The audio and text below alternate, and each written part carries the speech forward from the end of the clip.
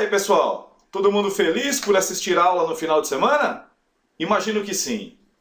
Hoje o tema será a administração que Portugal implementou no Brasil colonial. Tudo bem?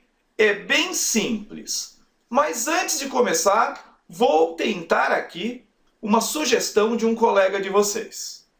Nesses dias saindo pelos corredores, escutei um aluno dizendo: bem que poderíamos aprender por transmissão de pensamento. E por que não tenta? A gente tenta tanta coisa.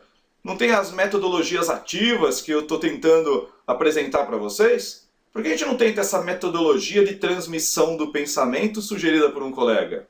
Vai que funciona. Então é o seguinte, eu dei uma pesquisada aqui e fiquei sabendo que é uma espécie de hipnose. Vamos fazer o seguinte de maneira rápida, tá? Para a gente não perder tempo, mas também se funcionar, acabou. A gente vai fechar tudo aqui e aí pode ir para a balada. Então, eu vou contar até 3 e vocês vão contar comigo, tudo bem? Quando chegar no 3, vocês fecham os olhos e abrem rapidamente. Então vamos lá. Lembrando, hein? Vou contar até 3, você vai fechar o olho e abrir. Então, juntos. 1, 2, 3. Mais uma vez para garantir, hein? 1, 2, 3. Beleza? Então vamos fazer o seguinte, eu vou fazer a pergunta agora. Vamos ver se funcionou mesmo. Então, respondam aí. Espera aí, deixa eu pensar. Uma pergunta bem fácil, já que a gente está começando a técnica agora. Já sei. Quais foram as realizações do governo geral de Mendes Sá? Vamos lá, gente. Imagino que o colega tenha razão nessa forma de aprendizagem. Espera aí. Mais um pouquinho de força mental. E aí? Funcionou? Não? Então é o seguinte, meu querido. Você que sugeriu, agora eu vou fazer uma sugestão. Ligue para o seguinte número: 236-0873. Vou repetir. 236-0873. Esse é o telefone do Bozo. Beleza? Bom, talvez isso não tenha funcionado porque eu sou um palhaço iniciante, mas ele que já tem uma carreira consolidada, pode ser que funcione. Bom, como eu não consegui, gente, não vai ter balada agora. Vamos para a aula. Deixa eu parar de palhaçada. Um dos atores que fazia o Bozo virou usuário de crack, então cuidado com quem atender o telefone, hein, gente? Vamos voltar lá. Opa, voltei. Tá? Então é o seguinte, vamos olhar ali, ó. Deixa o gênio que sugeriu aquilo de lado. Vamos olhar ali, ó. Tá vendo, ó? Brasil colonial. A aula de hoje, como eu disse, é sobre a administração que Portugal implementou no Brasil. Bom, é mais simples do que a aula anterior. Vocês vão perceber que tem poucas coisas para dificultar nossa vida. Então é tudo bem mastigado e bem óbvio também. Tudo bem? Vamos lá. Assim como na aula anterior, o que nos interessa mais é o que está abaixo do título. Administração distante. Bom, então a administração que Portugal implementou no Brasil foi uma administração distante. Ou seja, os donos de Portugal, que era uma monarquia, a coroa portuguesa, não esteve presente na administração do nosso território. Primeira coisa já está resolvida. A administração foi à distância. A coroa portuguesa não veio pessoalmente aqui para administrar. Tudo bem? Vamos mudar o slide então e perceber como funcionou isso. Bom, se vocês observarem, o título do slide também é Administração Distante. Então a primeira pergunta é: por que, deixa eu coçar o nariz aqui, por que foi feita a distância? Detalhe, se por algum acaso alguém começar a lembrar de todas as respostas, significa que a transmissão de pensamento funciona. Tá? Então você pode sair e ir para a balada. Se não, fica até o fim, que é curtinha essa aula. Tá? Bom, O que eu posso dizer para vocês é o seguinte: essa administração ocorre de maneira distante também pela falência do comércio com as Índias. Lembram? Na aula passada a gente falou que Portugal estava muito mais interessado no comércio com as Índias, que rendiam basicamente 6.000% por viagem, do que na exploração do território brasileiro, que também dava um lucro extraordinário, 300%, mas nada comparável às Índias, tudo bem? O problema é que Portugal não soube lidar com esse comércio indiano. Ele comprou principalmente pimenta, e como dava uma lucratividade muito grande, toda vez ele investia todo o lucro na compra de mais pimenta.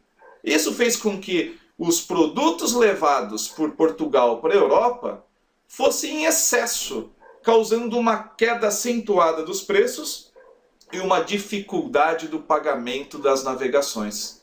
Portugal, na verdade, tem seu caixa indo a zero, um país praticamente falido, mas com um território que poderia ser explorado e que lhe renderia pelo menos 300%. Tudo bem? Então essa administração começa a ser distante porque Portugal não tem recursos naquele momento para administrar de outra forma. Bom, quando o comércio com as Índias vai à falência, alguns questionamentos aparecem para os portugueses. Vamos a eles. A ideia é a seguinte: vale a pena investir num outro negócio, já que aquele que dava grande lucratividade faliu? Os portugueses, então, imaginaram uma série de perguntas que deveriam ter respostas plausíveis, deveriam ter respostas que trouxessem um certo otimismo para eles. Tudo bem?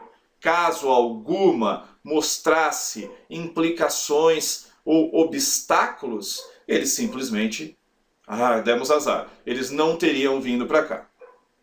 Então vamos olhar.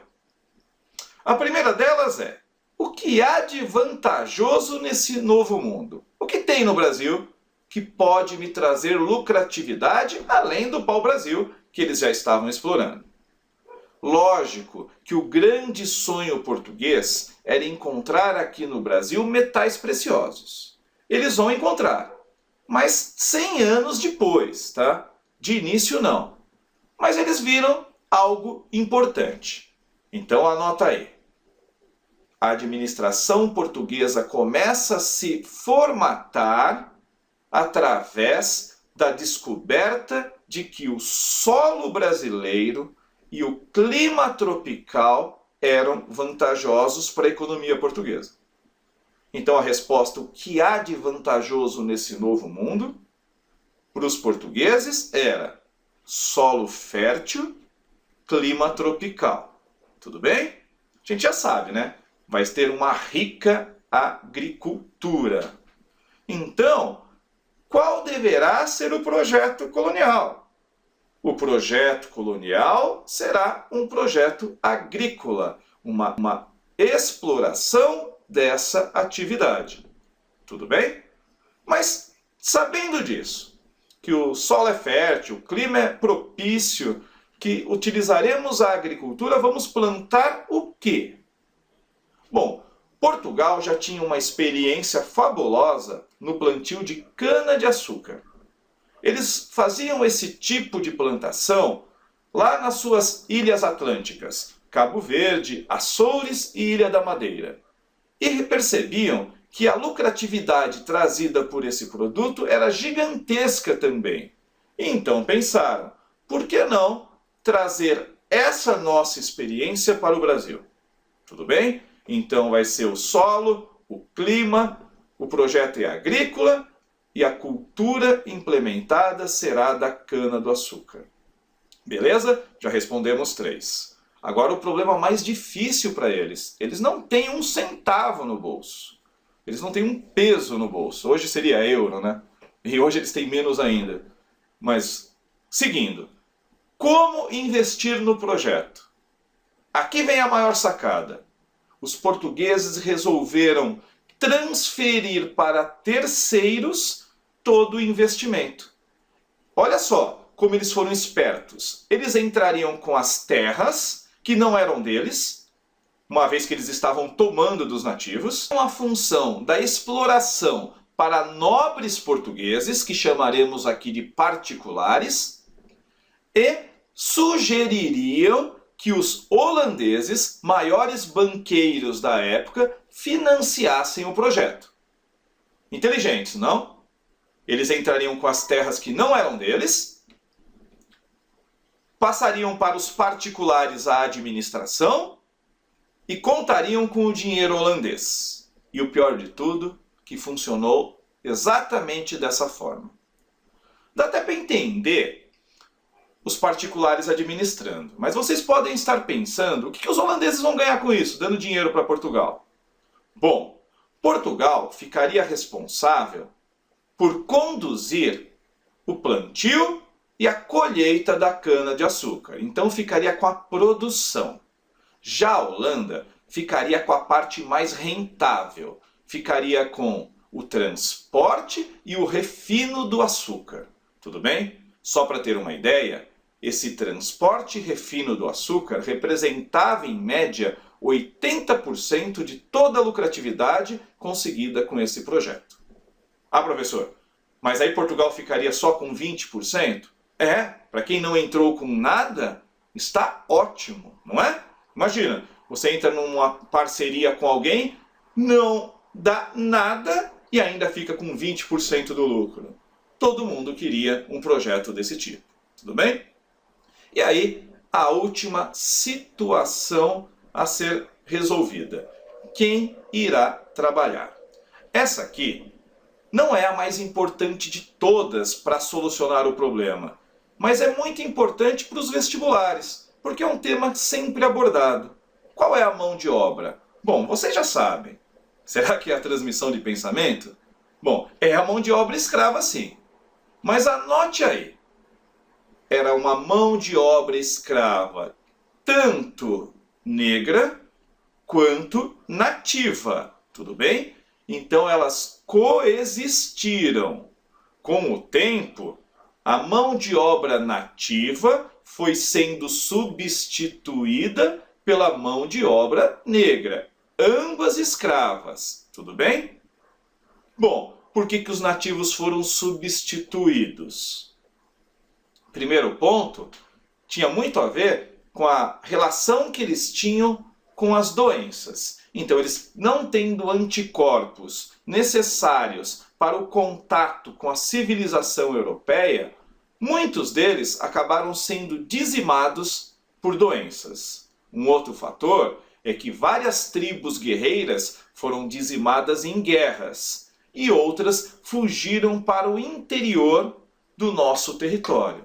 Se vocês viram o vídeo lá do ótimo professor Boris Fausto, vocês perceberão e lembrarão também que os portugueses colonizaram o Brasil como caranguejos, ou seja, andando de lado, apenas no litoral. E aí, parte das tribos indígenas acabaram fugindo para o interior e sobrevivendo a esse contato com o europeu. Tudo bem? Um outro assunto que a gente vai abordar mais lá na frente é que a mão de obra escrava negra era muito lucrativa, tanto para os traficantes quanto para a coroa portuguesa. Mas falamos disso numa outra aula, tudo bem? Então já sabemos tudo. O que tem de vantajoso? Solo e clima. Qual deverá ser o projeto? Agrícola. Que cultura será explorada? Cana-de-açúcar. Como investir no projeto? Jogar nas mãos de terceiros, particulares na administração, holandeses no investimento. Quem irá trabalhar? Escravos. Lembre-se, concomitantemente, nativos e africanos. Tudo bem? Então vamos lá. Continuando, vamos falar do que nos interessa agora. Dentro de todas essas perguntas, aquilo que é mais cobrado em provas é esse quarto item, que vem do investimento, que vem dos particulares. Esses caras vão administrar. Administrar o quê? A coroa portuguesa aqui também resolveu implementar aquilo que eles já faziam nas Ilhas Atlânticas, que falamos agora há pouco. As capitanias hereditárias. Como funcionou? Eles dividiram o nosso território em 17 porções. Não se apegue aos números, pois livros dizem 14, 15 e 17. Eram 17, eram 15 continentais e 2 insulares, mas isso não vem ao caso. O que vem ao caso é que eles dividiram um território gigantesco para 15 indivíduos. Peraí, professor, você falou que eram 17, agora dividiu 15. Porque alguns indivíduos pegaram mais de uma, tá? Então agora imagina o território inteiro brasileiro sendo dividido para poucas pessoas. Bom, isso se arrasta até hoje. A concentração de terra que existe no nosso país e que contribui para a desigualdade econômica dos brasileiros, ela nasce exatamente nesse momento. Você pode até me perguntar, professor, quando é que começou a dar errado a história do Brasil? E eu posso dizer, no dia 21 de abril de 1500, quando alguém gritou lá da caravela, terra à vista. A partir daí já era, tá? A gente só está tentando recuperar e ultimamente não vem conseguindo. Tudo bem? Mas política de lado, vamos voltar para a administração. Então, o território foi dividido entre particulares. Montou-se aqui no Brasil o sistema de capitanias hereditárias. E o responsável por essas capitanias seria esse cara aqui, o donatário. Então, o direito administrativo foi concedido aos capitães donatários. Tudo bem? Aqui também tem uma coisinha importante. Cai pouco, mas vai cair para vocês porque é pergunta de segunda fase. Olha aqui, esse direito administrativo ele era formalizado através de 2 documentos. O foral, está aqui, ó, que dizia sobre os deveres dos capitães donatários, tudo bem? De cada um que recebesse uma capitania hereditária. Esses deveres estão marcados de vermelho aqui no slide, ó. Peraí. Por exemplo, aplicar a justiça. Eles seriam os juízes das nossas terras. Bom, eles podiam fazer o que eles quisessem, hein, gente? Existia no Brasil pena de morte. Aliás, o Brasil é o país dessa porção ocidental do mundo que durante mais tempo vigorou a pena de morte. Vai percorrer todo o período colonial de 1500 até o período imperial, tudo bem? Por volta de 1880, certo? Outra coisa que ele tinha que fazer, ele tinha que promover a defesa e a ocupação do território. Espera aí, como ele vai fazer isso então? Como ele vai defender o território brasileiro? Imagina 15 pessoas defendendo o litoral brasileiro. É impossível, não é? Lógico que sim. Imagina então povoando a terra, eles vão ter que fazer 1 trilhão de filhos, tá? Caramba, um só já dá trabalho, imagina se eles tiverem que fazer tudo isso de filhos. Na verdade, o grande trabalho deles era arrumar pessoas que estivessem com vontade de explorar o nosso território. Tudo bem? Esse talvez tenha sido o maior desafio deles. Como eles fariam isso? Eles fariam isso através desse último item aqui, com a doação de sesmarias. Provavelmente vocês estudaram isso em geografia. Então são grandes latifúndios de terra que seriam entregues para todo aquele português que quisesse vir para o Brasil e implantar o cultivo da cana-de-açúcar. Parece tentador, não é? Você ganhar uma fazenda num país como o Brasil. Mas lembre-se que estamos falando de 1530. Seria mais ou menos você ganhar uma fazenda em Marte hoje, tá? Apesar que tiveram uns malucos aí que se inscreveram para a viagem. Será que foi o nosso colega aí que sugeriu a transmissão de pensamento? Vai saber. Talvez não veremos mais ele durante alguns anos, então. Mas continuando, deixa ele para lá. Uma outra obrigação do capitão donatário seria cobrar impostos sobre a utilização dos recursos naturais e administrativos. Então ele vai conceder as sesmarias a esses grandes latifundiários e se eles vierem a encontrar, por exemplo, metais preciosos no nosso território, eles pagarão impostos para os donatários que, por sua vez, repassarão à coroa os determinados valores. Tudo bem? Então, esse foral é o documento que o capitão donatário assinava ao receber as terras. Mas tinha outro, que era a carta de doação, que passava para ele de maneira hereditária a posse do território. Tudo bem? Então, carta de doação seriam os direitos. E aí você pode anotar aí, esses direitos eram tudo. Eles podiam fazer o que quisessem aqui no nosso território, até mesmo decidir sobre a vida e morte das pessoas que aqui viviam, inclusive dos filhos e das esposas. Tudo bem?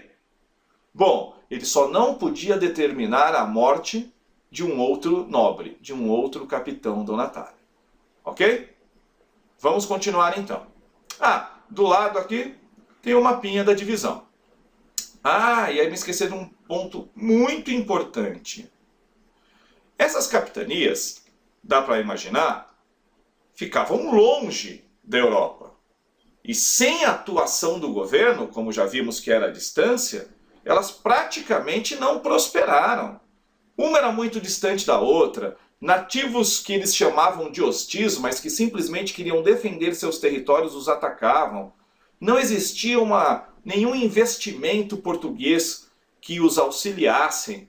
Tudo isso fez com que quase todas fossem à falência, com exceção de duas. A primeira, Pernambuco. Olha que absurdo, hein? Às vezes o pai de vocês pede para que vocês vão à padaria e vocês falam, não pai, é longe demais. E eles aqui dizem que Pernambuco funcionou devido à proximidade com a Europa. Veja bem, padaria longe, Pernambuco próximo da Europa. Vocês são preguiçosos, hein, gente? E a segunda, aqui embaixo, a Capitania de São Vicente. Essa também prospera. Então são apenas duas. Uma porque era perto, Pernambuco, e a outra devido a uma grande administração do Martim Afonso de Souza. Tudo bem? Vamos passar para o último slide dessa aula. Como vimos, com exceção de Pernambuco e São Vicente, as capitanias se mostraram um verdadeiro fracasso. Portugal não estava contente com isso, pois buscava o seu fortalecimento econômico através do projeto agrícola que havia implementado no Brasil. Então a solução encontrada pela coroa portuguesa foi enviar para o nosso país uma espécie de vice-rei. Isso mesmo, um representante do rei português agora estaria aqui no Brasil e seria responsável por centralizar a administração de todas as capitanias. Esse sistema recebeu o nome de Governo Geral. Após o fracasso das capitanias, foi implementado no Brasil o sistema de governos gerais. Esse sistema conta com vários personagens, mas os três primeiros nos interessam. Vamos a eles. Aqui do lado, vocês podem ver Tomé de Souza, Duarte da Costa e Mendes Sá. Para agilizar o nosso trabalho e também para colocar vocês para trabalhar um pouquinho mais, eu vou pedir que vocês pesquisem rapidamente os itens que eu coloquei entre parênteses embaixo do nome deles. Tudo bem? Então olha lá. Sobre Tomé de Souza, você pesquisará sobre a fundação do primeiro bispado brasileiro. Tudo bem? Sobre o Duarte da Costa, você pesquisará sobre o conflito entre jesuítas e colonos. Isso mesmo. O Duarte da Costa vem para o Brasil para resolver os problemas, mas ao chegar enfrenta um conflito. Podemos até falar que uma espécie de guerra civil entre os colonos e os jesuítas. Eu quero saber qual era o motivo dessa briga. Ainda sobre o Duarte da Costa, como funcionou a invasão francesa no Brasil. Tudo bem? E por fim, sobre o mais importante deles, o Mendes Sá, eu quero que vocês pesquisem sobre a sua austeridade, ou seja, a forma como ele lidava com essa administração, principalmente porque é o que mais cai sobre ele, sobre o conceito de guerra justa. Então, não vai digitar no Google guerra justa. e sim guerra justa do governo de Mendes Sá. Tudo bem? E por fim, como se deu a expulsão dos franceses. Legal?